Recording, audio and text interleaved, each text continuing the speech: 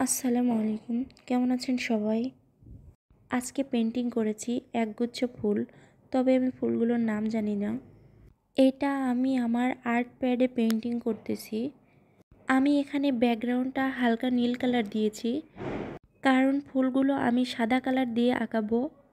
নীলের মধ্যে সাদা কালার ফুলটা ফুটবেও ভালো। এখানে আমি ফুলের ডাঁটাগুলো এঁকে নিচ্ছি। এটাতে আমি সবুজ কালার ইউজ করেছি। এভাবে আমি বেশ কয়েকটা ফুলের ডাঁটা এঁকে নিব। এই তো আমার ফুলের ডাঁটাগুলো আঁকা শেষ। ফুলের মাঝখানে আমি হলুদ কালারটা দিব, এজন্য আমি সবগুলো ডাঁটার উপরে হলুদ কালারটা আগে ইউজ করে নিচ্ছি। এভাবে আমার কাছে আর্ট করতে সুবিধা মনে হচ্ছে, এজন্য আমি আগে হলুদ কালারটা দিয়ে নিচ্ছি। আপনারা চাইলে ফুলটা আর্ট করে তারপরে মাঝখানে হলুদ কালারটা দিয়ে দিতে পারেন। আমি আর্ট করাতে অনেক কাঁচা আর্ট করলেও আমি আগে পেন্সিল দিয়ে আর্ট করে নিই, এরপরে আমি কালার করি। এটা আমি প্রথম কালার ইউজ করে ফুল আঁকাইছি। এই তো আমি এভাবে সবগুলোর ডাটার উপরে হলুদ কালারটা দিয়ে দিয়েছি। এখন আমি সাদা কালারটা নিয়ে ফুলগুলো আর্ট করে নিব। এই তো এভাবে আমি হলুদ কালারটা মাঝখানে রেখে চারিদিকে ফুলের পাপড়িগুলো আঁকিয়ে নিচ্ছি। এভাবে আমি সবগুলো হলুদ কালারের চারিদিকেই ফুলের পাপড়িগুলো দিয়ে দিব। এখানে আমি ফুলের পাপড়িগুলো একটু সুন্দর করে দেওয়ার চেষ্টা করতেছি।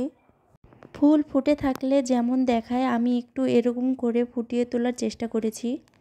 ঠিক এভাবে আমি সবগুলো ডাটার ওপরে ফুলগুলো আঁকিয়ে দিব। এই তো একটা একটা করে আমি এখানে সবগুলো ফুল এঁকে নিয়েছি।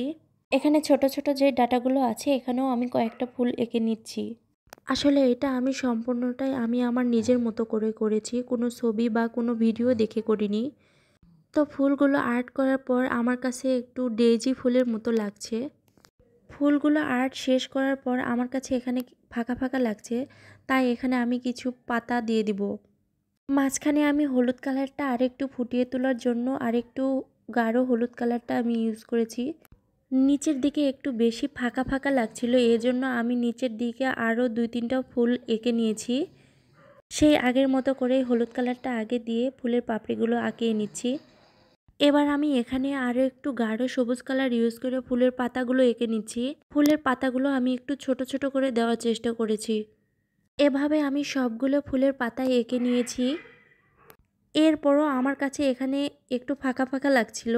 পরে ভাবলাম আমি এখানে কয়েকটা মৌমাছি আঁকিয়ে নিই। এই ভাবার সেই কাজ, আমি এখানে মৌমাছি আঁকাইতে বসে গেছি। মৌমাছি আঁকার জন্য আমি এখানে হলুদ কালারটা ইউজ করব।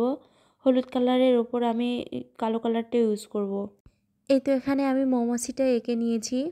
তো আমার সম্পূর্ণ ভিডিওটা আপনাদের কাছে কেমন লেগেছে সবাই কমেন্ট করে জানাবেন প্লিজ।